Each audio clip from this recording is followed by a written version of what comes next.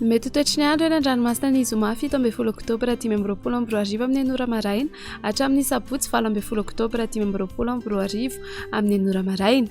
Foana ny filazana fampitandremana amin'ny hamafandrivotra. Etsy andan'izay kosa anefa dia misy ny filazana fampitandremana noho ny haavon'ny androany, izany hoe hikorotana ny toetry ny andro any an-dranomasina ny amin'ny morotsiraka afovoany andrefana, atsimo andrefana, atsimo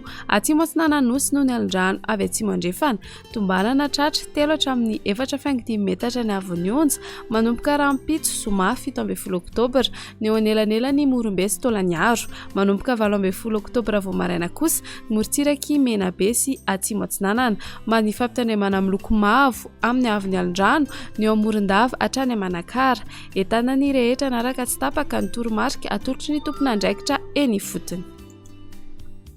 Ho an'ny morotsiraka atsinanana ny tanjona Bobaomby hatrany amin'ny tanjona Angotsy, andrahoana amin'ny Tsitokotoko, ho avy atsimo atsinanana andrivotra ka ho 20 hatramin'ny 30 km isan'ora, hatratra 40 km isan'ora ny any avaratra Vohemara, Anonjabe ny ranomasina, haavon'ny onja 1.5 hatramin'ny 2 metatra.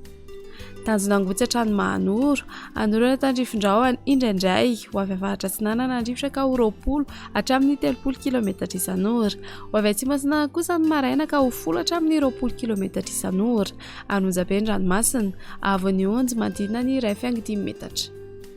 Mahanoratra ny Taolagnaro, anorana tandrifondrahona, ho avy avaratra andrivotra ka ho 20 hatramin'ny 30 km isan'ora ny any avaratra Manakara amin'ny fiandohan'ny fepitaona, ho avy atsimo kosa ny any Ankafa ka ho 30 hatramin'ny 40 km isan'ora, ho avy atsimo atsinanana amin'ny morotsiraka rehetra manomboka ny alina ka ho 20 hatramin'ny 30 km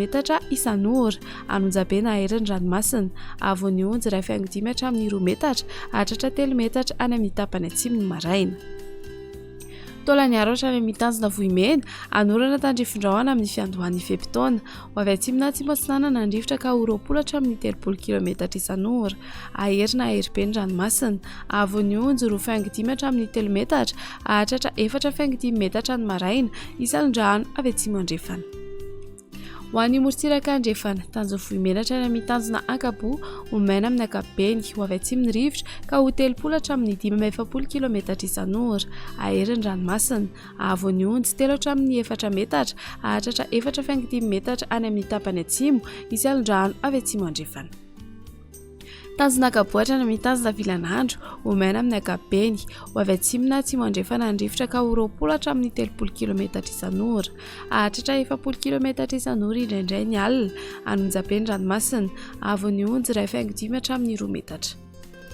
Tanjona Vilanandro hatrany Analalava, andrahoana amin'ny Tsitokotoko, ho avy andrefana na avaratra andrefana andrivotra ny atoandro ka ho 20 hatramin'ny 30 km isan'ora, ho avy atsinanana na atsimo atsinanana kosa ny maraina ka ho 20 hatramin'ny 30 km isan'ora, Adimpanonja ranomasina, haavon'ny onja andidina ny 4.5 hatramin'ny 1 metatra.